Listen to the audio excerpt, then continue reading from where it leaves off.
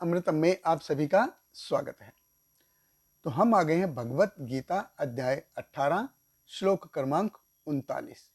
तो भगवान हमें सुखों के बारे में बता रहे हैं कि कैसे सुख प्रकृति के 3 गुणों द्वारा अभिभूत हो करके सात्विक, राजसिक और तामसिक हो सकता है। तो पिछले 2 श्लोकों में हमने देखा भगवान ने हमें सात्विक सुख और राजसिक सुख के बारे में बताया। इस श्लोक में भगवान हमें तामसिक सुख के बारे में बता रहे हैं। तो भगवत गीता अध्याय 18 श्लोक क्रमांक 39 भगवान कृष्ण कहते हैं, यत् अग्रे च अनुबंधे च सुखम मोहनम आत्मनः निद्रा आलस्य प्रमादुत्थम तत्तामसम उदाहरतम। भगवान कृष्ण कहते हैं, तथा जो सुख आत्म साक्षात्कार के प्रति अंधा है, जो प्रारंभ से लेकर अंत तक मोहकारक है और जो निद्रा, आलस्य तथा मोह से उत्पन्न होता है, वह तामसी कहलाता है। देखिए भगवान कृष्ण कह रहे हैं, यत् अग्रे च अनुबंधे च। अग्रे अर्थात प्रारंभ में, शुरू में, अनुबंध अर्थात अंत में या परिणाम और रिजल्ट।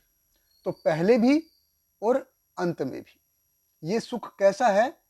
मोहनम आत्मन। ये सुख व्यक्ति में मोह को उत्पन्न करता है। इसीलिए हम देखते हैं कि पिछले 2 श्लोक में भगवान ने मोह शब्द को यूज नहीं किया, मोह शब्द का प्रयोग नहीं किया, केवल क्या बोला? विषम एव और अमृत उपमम। तो अमृत और विष ये सिर्फ दोनों ही। तो क्योंकि सुख जो है ये बुद्धि से आता है, तो इसके बीच में द्वंद्व, अंत और शुरू, इसीलिए विषम और अमृत उपमम। लेकिन यहां पे भगवान कृष्ण कह रहे हैं मोहनम आत्मना। तो व्यक्ति को मोह में डालता है, पहले भी और अंत में भी। सुख की शुरुआत में भी और अंत में भी ये सुख व्यक्ति को मोह में डालता है। मोह अर्थात वस्तु स्थिति से दूर हो जाना, यानी कि अज्ञान। निद्रा, आलस्य, प्रमाद उत्तम। तो निद्रा है, आलस्य है, प्रमाद है, ये सब व्यक्ति को मोह में डालते हैं। निद्रा, जैसे हम जब सोते हैं तो हम मोह में होते हैं, या तो हम सपना देख रहे होते हैं या फिर हम कुछ भी नहीं कर रहे होते हैं। आलस्य, ये भी व्यक्ति को मोह में डालता है कि सामने कुछ तो चल रहा है, हम जमाई ले रहे हैं। तो सामने हमारे कुछ तो हो रहा है लेकिन हम अपने में ही मगन हैं, तो ये भी मोह में डालता है। प्रमाद, जब व्यक्ति अपने में बहुत ज्यादा गर्व महसूस करता है, प्राइड लगता है उसको, घमंड महसूस करता है, तो जब ये इन चीजों से अभिभूत हो जाता है तो वो वस्तु स्थिति जैसा है वैसा वो देख नहीं पाता, तो वो प्रमाद है। असल में क्या हो रहा है वो सही में देख नहीं पाता है। तो ऐसा सुख जो है भगवान कृष्ण कहते हैं कि वो तामसी है। तमस, तमस अर्थात प्रमाद, प्रमाद, प्रमाद अर्थात मोह। तो देखिए जहां पे भी उजाला है वहां पे सत्व है, जहां पे अंधेरा है वहां पे तमस है, और इन दोनों के बीच की जो स्थिति है वो है रजस।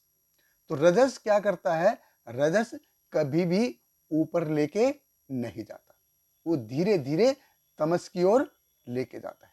जैसे छत पे हम खड़े हैं तो नीचे गिरने के लिए हमको थोड़ा सा पुश करना पड़ेगा, अपने आप नीचे आ जाएंगे हम, वो गुरुत्वाकर्षण के कारण नीचे आ जाएंगे। ऊपर जाने के लिए मेहनत करनी पड़ेगी। तो तमस क्या है? ये अपने आप नीचे खींचेगा। व्यक्ति रजस में है, धीरे धीरे वो तमस में जाएगा। ऊपर जाने के लिए मेहनत है। तो रजस व्यक्ति को जो तमस में आने के लिए ज्यादा मेहनत नहीं करनी पड़ती, वो आसान है, अपने आप तमस में आएगा। लेकिन रजस से सत्व में जाने के लिए हमको मेहनत करनी पड़ती है, बहुत प्रयास करना पड़ता है। बहुत बहुत धन्यवाद। हरे कृष्ण। श्रील प्रभुपाद की जय। Hare Krishna, Hare Krishna, Krishna Krishna, Hare Hare, Hare Rama, Hare Rama, Rama Rama, Hare Hare.